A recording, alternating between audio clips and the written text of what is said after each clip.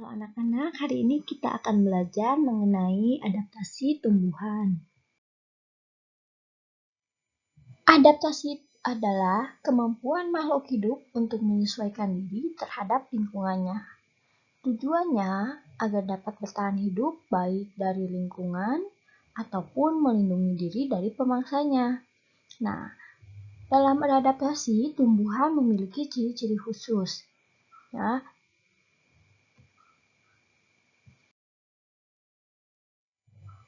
berdasarkan habitatnya atau tempat hidupnya, tanaman dibagi menjadi 4. Yang pertama hidrofit, halofit, higrofit, dan xerofit. Hidrofit.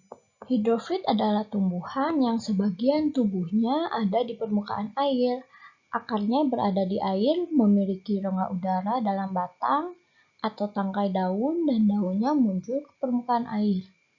Contohnya teratai, kangkung, dan eceng gondok.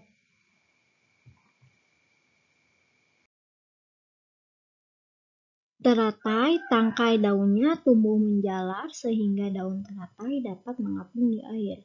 Daun teratai bundar dan lebar, fungsinya agar dapat menyerap cahaya matahari. Daun berlapis lilin untuk mencegah daun membusuk karena selalu terkena air. Eceng gondok. Pangkal tangkai daun yang berongga berfungsi untuk mengapung di air. Akar lebat untuk menjaga keseimbangan tumbuhan agar tidak terbalik. Yang selanjutnya, tumbuhan halofit. Tumbuhan halofit adalah tumbuhan yang hidup di lingkungan dengan kadar garam tinggi seperti muara sungai dan pantai. Contohnya adalah tumbuhan bakau. Tumbuhan bakau memiliki akar napas, yaitu akar yang tumbuh ke permukaan tanah untuk memperoleh oksigen. Ada juga tumbuhan bakau yang memiliki akar tunjang untuk menopang tumbuhan di tanah berlumpur dan menahan ombak. Daunnya yang kaku dan tebal dengan permukaan licin berfungsi untuk mengurangi penguapan dan menyimpan air.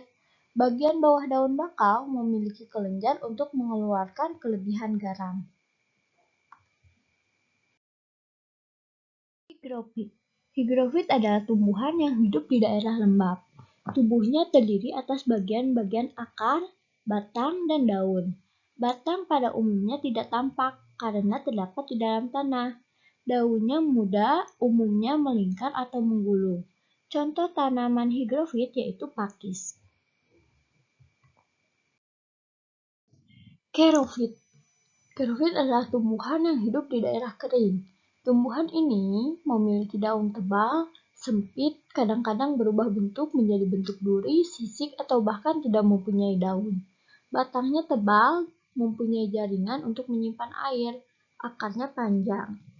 Contohnya, pohon kurma, cocor bebek, lidah buaya, dan kaktus.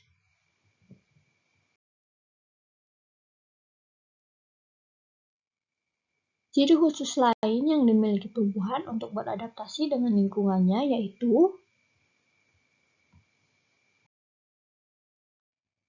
tanaman jagung. Tanaman jagung ini akan menggulung daunnya agar dapat mengurangi penguapan. Pohon pisang akan merobek daunnya agar dapat mengurangi hempasan tiupan angin. Pohon jati, mahoni, randu, dan kedondong. Saat musim kemarau, pohon jati menyesuaikan dirinya dengan cara menggugurkan daunnya untuk mengurangi penguapan yang berlebihan yang dapat mengakibatkan pohon jati kekurangan air dan mati. Rafflesia arnoldii. Bau bunga ini menarik perhatian lalat. Lalat diperlukan oleh bunga Rafflesia untuk membantu terjadinya penyerbukan. Karena tanaman Rafflesia ini termasuk tanaman langka. Nah, selanjutnya, kantong semar. Kantong semar adalah tumbuhan yang memiliki khas yang ada di daerah rawa yang kandungan nitrogennya sedikit, sehingga tidak mencukupi kebutuhan tumbuhan yang hidup di sana. Untuk memenuhi kebutuhan kantong semar, sangat bergantung pada serangga sebagai makanannya karena serangga mengandung banyak nitrogen.